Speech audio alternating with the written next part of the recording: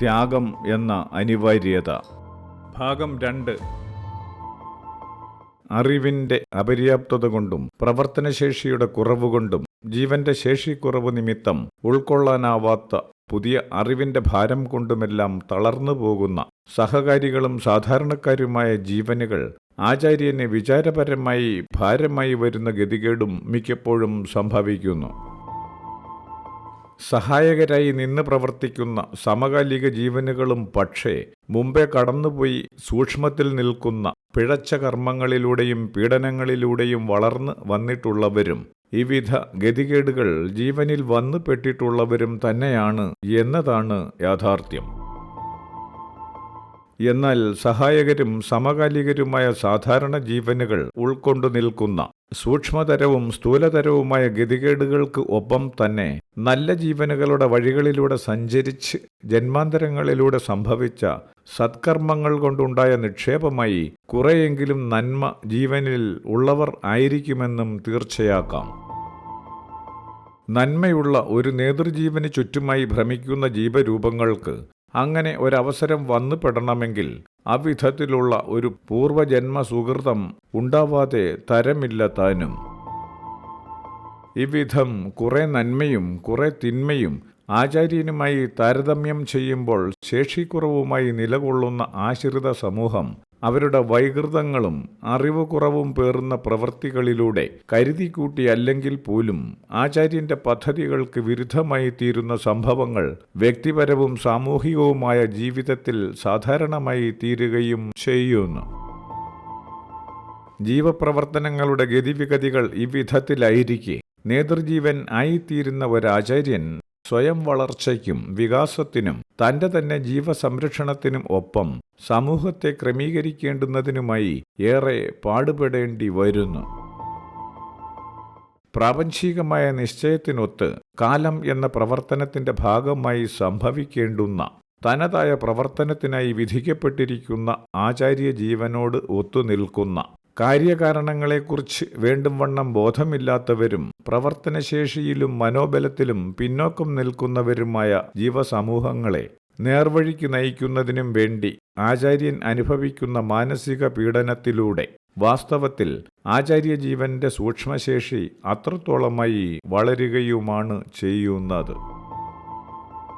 ജീവന്റെ ക്ഷമതാ സങ്കീർണതകൾ കൊണ്ട് സാധ്യമാവുന്ന ചിന്തയുടെയും പ്രവർത്തനശേഷിയുടെയും വളരെ തുച്ഛമായ ഒരംശമേ സാധാരണ ജീവനുകൾക്ക് ഉപയോഗപ്പെടുത്താനാവുന്നുള്ളൂ എന്നതാണ് യാഥാർത്ഥ്യം. അഥവാ സങ്കീർണമായ ജീവരൂപം കൊണ്ട് ആകാവുന്ന ശേഷിക്ക് ഒത്തപോലെ ചിന്ത സാധ്യമാവാതിരിക്കുകയോ ഉയർന്ന ചിന്ത സാധ്യമായാൽ തന്നെ അതിനൊത്തവിധം ജീവന് പ്രവർത്തനം സാധ്യമല്ലാതിരിക്കുകയോ ചെയ്യുന്നുവെന്ന് മനസ്സിലാക്കേണ്ടി വരുന്നു. സമൂഹത്തിലെ ഏറ്റവും വലിയവരെന്ന് വിലയിരുത്തപ്പെടുന്നവർ പോലും അന്തിമമായി സംഭവിക്കേണ്ടുന്ന യഥാർത്ഥ ജീവവികാസത്തിൻ്റെ അടുത്തെങ്ങും എത്തിയവരാകുന്നില്ല എന്ന് തിരിച്ചറിയേണ്ടതായി വരുന്നു. വലിയ വ്യക്തിത്വങ്ങൾ എന്ന മനസ്സിൻ്റെ ഉന്നതതലം പ്രാപിച്ച ജീവനുകളുടെ യോഗ്യതകളാകട്ടെ അവരുടെ സഹവാസം സൂക്ഷ്മമായോ സ്ഥൂലമായോ അനുഭവിക്കുന്ന ജീവനുകളുടെ ചിന്താശേഷിക്കും ആവശ്യങ്ങൾക്കും ലക്ഷ്യബോധത്തിനും പ്രവർത്തനശേഷിക്കും ആനുപാതികമായി മാത്രം അനുഭവപ്പെടുന്നതുമാണ്.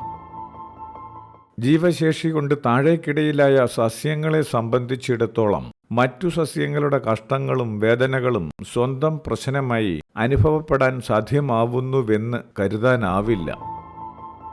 ജീവൻ വികാസം പ്രാപിച്ച് വിചാരപരമായി മുന്നേറുന്നതിനനുസരിച്ച് മറ്റു ജീവനുകളുടെ ഗതികേടുകളും വേദനകളും സ്വന്തം വേദനയായി അനുഭവപ്പെട്ടു തുടങ്ങുകയും ചെയ്യുന്നു. മറ്റു ജീവനുകളുടെ വേദനകൾ സ്വന്തമായി അനുഭവപ്പെടുന്ന പ്രാഥമിക തലം എന്നത് കർമ്മപരമായി അധികം ബന്ധപ്പെട്ടിരിക്കുന്ന ജീവനുകൾക്ക് സംഭവിക്കുന്നതിലൂടെ ആയിരിക്കുകയും ചെയ്യുന്നു. ജീവൻ തുടർ വികസനത്തിലൂടെ തന്നിൽ നിന്ന് അന്യമല്ലാതെ സകലവും കാണാൻ പ്രാപ്തമാവുന്ന അവസ്ഥയിലെത്തുമ്പോൾ ജീവവർഗത്തിൻ്റെയാകെ പ്രശ്നങ്ങൾ സ്വന്തം പ്രശ്നമായി തീരുന്ന മനോനിലയിലേക്ക് പ്രാപഞ്ചികമായ സ്വാഭാവികതയോടെ തന്നെ എത്തിച്ചേരുകയും ചെയ്യുന്നു.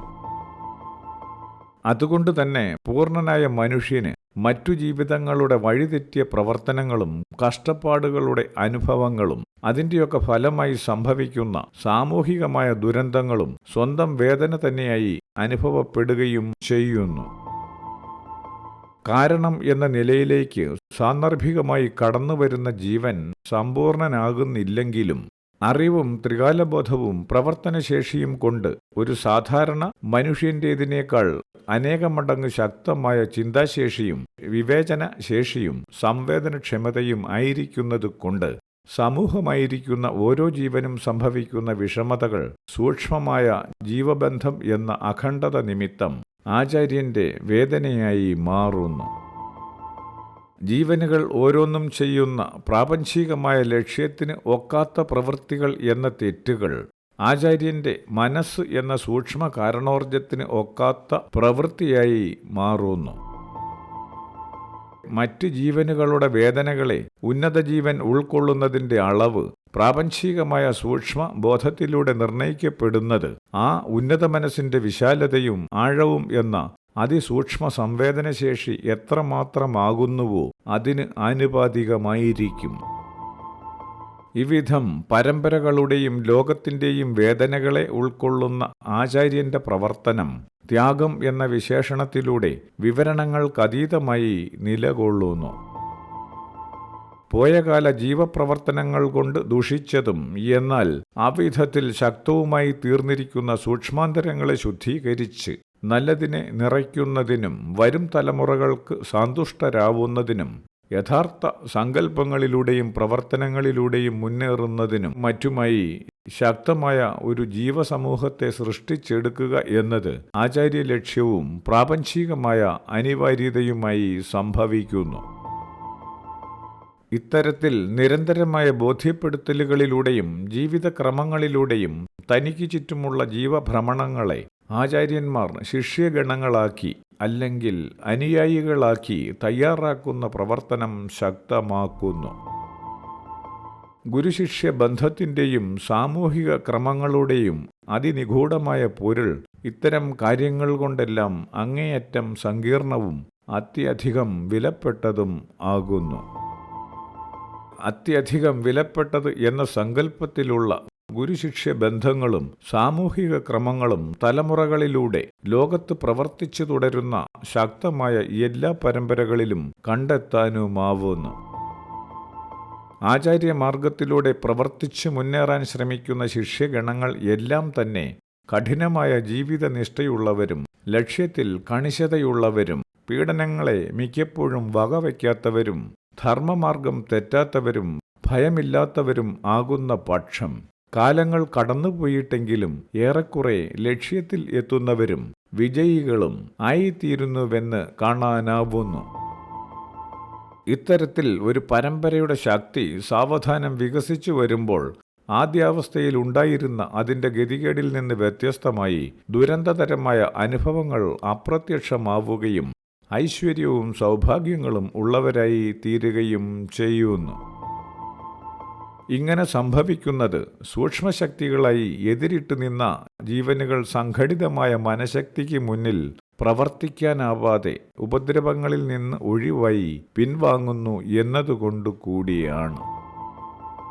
ഇപ്രകാരം ലോകത്തിന് ലഭിക്കുന്ന പുരോഗതിയും ഐശ്വര്യവും അറിവും എന്നത് ആചാര്യനെ പിന്തുടർന്ന് പ്രവർത്തിക്കുന്ന തലമുറകളുടെ ത്യാഗത്തിലൂടെ സാധ്യമാവുന്ന നേട്ടങ്ങൾ എന്നതായാണ് മനസ്സിലാക്കേണ്ടി വരുന്നത്. ഉന്നതാശയങ്ങളെ പിന്തുടർന്ന് സംഭവിക്കുന്ന സാമൂഹികമായ പ്രവർത്തനങ്ങൾ എന്ന ഒന്നിപ്പ് സാധ്യമാവുമ്പോൾ ആചാര്യന് അനുഭവപ്പെടേണ്ടി വന്നതുപോലുള്ള സൂക്ഷ്മജീവനുകളുടെ പീഡനങ്ങളിൽ പെടാതെ നിലകൊണ്ട് പ്രവർത്തിക്കുന്നതിന് പിന്മുറക്കാർക്ക് ഇടവരികയും ചെയ്യുന്നു.